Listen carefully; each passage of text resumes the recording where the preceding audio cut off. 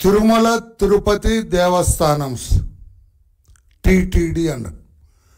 జగన్ రెడ్డి గారి పాలనలో 5 సంవత్సరాలు అస్తవ్యస్తంగా తయారైంది. ఏ స్థాయికి వెళ్ళింది? స్వామివారి ప్రాశస్త్యానికి కూడా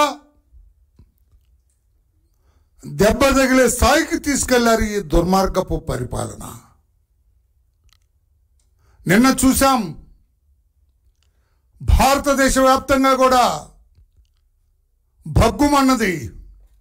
స్వామివారి ప్రసాదంలో కల్తీ ఏమిటి? ఆ కల్తీ కూడా పశు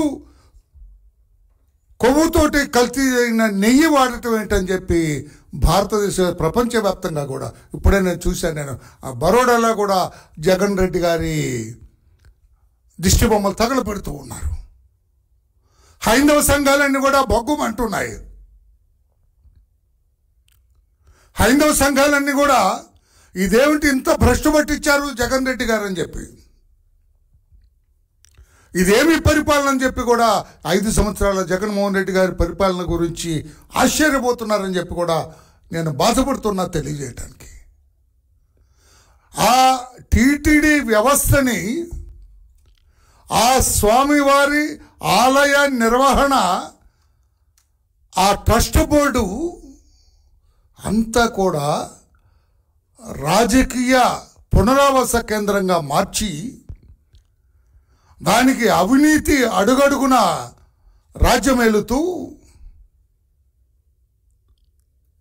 ఎక్కడ దొంగలు ఊళ్ళు పంచుకున్నట్టుగా దొంగల దోపిడీలాగా మారిందని చెప్పడానికి చాలా బాధపడుతున్నాను.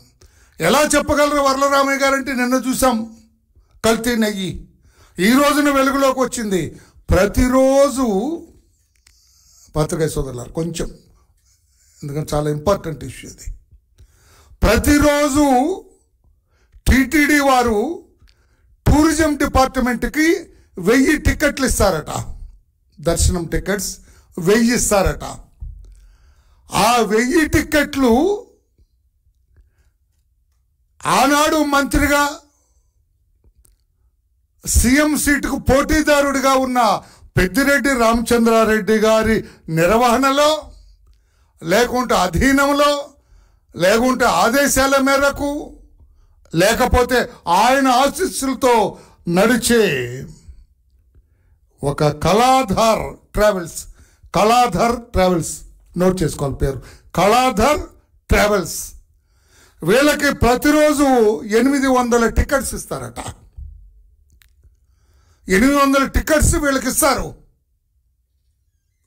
ఎందుకు ఇస్తారు? వీళ్ళు టూరిజం డిపార్ట్మెంట్ టెండర్స్ పిలిస్తే ఆ టెండర్స్లో పాల్గొని 30 ఎలక్ట్రికల్ బస్సెస్ నడుపుతాము. ఆ తిరుమల తిరుపతి ప్రాంతంలో పొల్యూషన్ లేకుండా భక్తుల్ని స్వామివారి దగ్గరకు తీసుకెళ్తాం.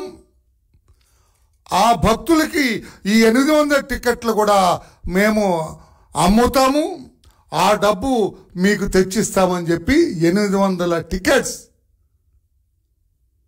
ఈ కళాధర్ ట్రావెల్స్కి ఇస్తారండి. వాళ్ళు 30 బస్సులు పెట్టి బెంగళూరు నుంచి, చెన్నై నుంచి, హైదరాబాద్ నుంచి, ప్రొద్దుటూరు నుంచి, కడప నుంచి, కర్నూలు నుంచి, ఈ ప్రాంతాల నుంచి, అటు పక్కన గంగావతి నుంచి, బెల్లారి నుంచి, వీటన్ని నుంచి ఈ 30 ఎలక్ట్రికల్ బస్సెస్ నడిపి భక్తులను తీసుకొచ్చి స్వామివారి దర్శనం చేస్తారు. ఈ బస్సులో వచ్చిన వాళ్ళకి టికెట్ కష్టపడకుండా ఇక్కడే ఇస్తారు. టూరిజం డిపార్ట్మెంట్ వాళ్ళకి 800 టికెట్స్ వస్తాయి. ఈ 30 బస్సుల్లో వచ్చిన వాళ్ళకి ఇవి పంచుతారట. ఇక్కడే మోసం అండి. 30 బస్సులు వచ్చిన వాళ్ళకి ఇస్తే తప్పేంటి అనుకోవచ్చు మీరు. మోసం ఇక్కడే జరుగుతుంది, దగా ఇక్కడే జరుగుతుంది, వ్యాపారం, ఒక మాఫియా ఇక్కడే స్టార్ట్ అవుతుంది. మాఫియా. ఈ మాఫియాకి బ్లెస్సింగ్స్ ఇచ్చేది అధీనుడు, అగ్ర సామ్రాట్ పెద్దిరెడ్డి రామచంద్రారెడ్డి గారు.